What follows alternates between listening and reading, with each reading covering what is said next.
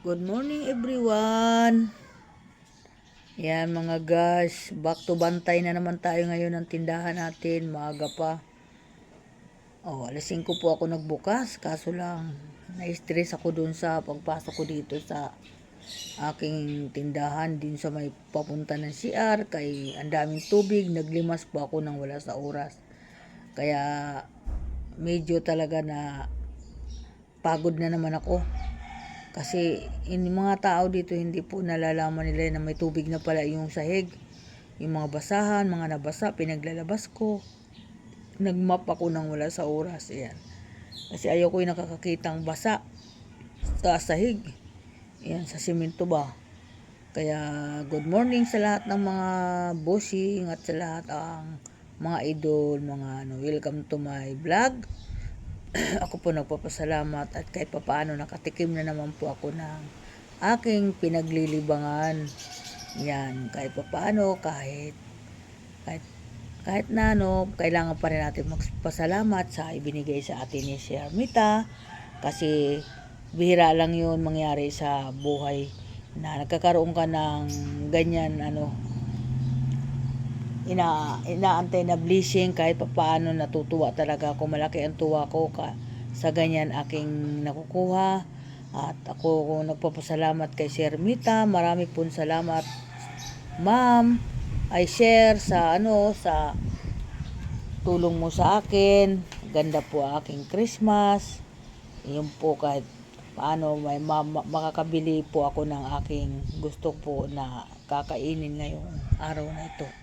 Yan po, kahit pa paano nabigyan mo ako na naman ng pamasko. Thank you so much sa lahat na suporta mo sa akin, sa lahat ng mga busing dyan na sumisiporta sa akin, talaga na nagsisiporta sa akin, sa lahat ng mga follower ko at mga viewer ko at mga follower, mga views, lahat po na papasalamatan ko po yun dahil kung wala kayo, wala din po ako kahit papaano natatanggap sa kay Shermita. Thank you so much. Thank you po. I love you po, Shermita, sa'yo sobra. Sana po pahabain pa po ang inyong at marami po kayong mga kababayan natin na matulungan, ng mga nangangailangan din po ng mga ganyan yun po yung aking ngayon at sobra po ako natuwa at sana po blessing pong malaki sa akin yun. Thank you po so much kasi tuwan-tuwa po ako dahil sa ganitong pagkatao ko ay sabi nga ng asawa ko, talaga nakakuha ka na naman, sabi niya, oo, sabi ang ganun, di ayan, kasi tuwan-tuwa sila pag kaya lang hindi pa po ako nakakatulong sa iba po na mga nangangailangan dahil hindi pa po pag talagang na po talaga, asahan nyo ako din po ay tutulong sa inyo kahit papaano sa lahat po sa mga tao po na kung sino lang po ang kaya kong bigyan. Iyan lang po, maraming salamat at good morning. Maraming salamat po sa inyo at sa lahat ng aking mga kaibigan dyan at mga kumari. Merry Christmas po. Iyan, 22 na po ngayon. 22 tama po, 22, 23 na bukas. Kailangan na po ang malakas na pangangatawan at para mag-ayos sa atin mga bahay sa mga araw na ito. Ando na po, pinaglaba ko na po yung aking kasama sa bahay at para sa Pasko wala tayong labahan, sabi ko. At iba na yung gagawin natin, maglilinis na lang tayo ng bahay. Ako naman madali lang maglinis, mabilis lang ako maglinis. Ganun po ako kasi alam ko na po kung paano i-arrange ang bahay ko. Thank you po at darating yung aking mga anak. Gusto ko malinis ang bahay ko. At ang mga iba kong apo, di ko lang alam, yung iba kong apo hindi po ata makakarating sa araw ng Pasko kasi nasa Batangas po sila. Yan po. Di ba din na po, di makarating, basta malusog lang po sila na nakikita ko kasi natutuwa po ako doon pag mga malulusog sila at wala silang mga karamdaman. Thank you so much sa Panginoon. Sa lahat ng hiling ko sa inyo ay lahat naman po ibinibigay nyo sa akin. At sobra ko nagpapasalamat sa iyo, sa atin Panginoon, dahil yan po yung minsan gumagabay sa akin buhay. Thank you po.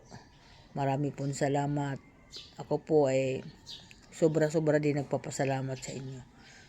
Okay, bye-bye. Maraming salamat sa inyo. Ingat po. At marami po ngayon namamalingki sa palengke. Ang lahat ng mga lagayan natin, ng kung ano man, pera, at isisipti po nyo ang bag nyo para hindi po tayo masalisian. Alam mo naman ngayong panahon, marami tayong mga kababayan na nagigipit, nga nangangailangan, kaya hindi natin masasabi na hindi sila pag nakaano yung mga lagayan niyo ay baka makuha sa inyo. At wag po kayo magdadala ng mga bagay na mga mahal, at kung ano po yung bibilihin nyo, yun lang po ang dadalhin nyo. Kung magkano yung halaga, yun lang po ang dadalhin nyo para hindi po tayo masaktan. Ako po kasi pag napunta ako sa palengke, ako po parang madungis na tao. Hasta wala din po akong dala, kundi sarili ko lang katawan, bag na pangit, yun lang po ang dala ko. Ganun po ang gawin natin kasi sabi nga ng asawa ko, para daw ako basurero. Sabi niya sa akin, sabi ko, tama yung ginagawa ko.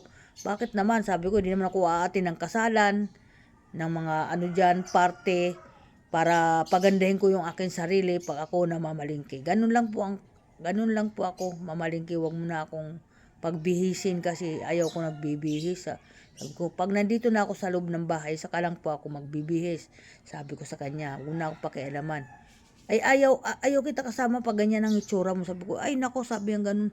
Ikaw kasi nakaporma ka, sabi ko, kaya ayaw ko yung ganyan. Sabi ko nga ganun. Iyan ang sinasabi ko sa kanya. Lagi mo tatalo tungkol sa pagbibihis. Kasi hindi po talaga ako mahilig magbihis pag sa Yun lang pag may emergency kaming pumunta na maganda. Siyempre, na parang maiba naman din tayo. Thank you po. Bye-bye po. Ingat po lahat. Good morning muli at Merry Christmas sa lahat ng aking mga follower. Mga busing kay Shermita, sobra pang Merry Christmas at Happy New Year sa iyo. Mabuhay ka po hanggat gusto mo. Thank you po. Bye-bye.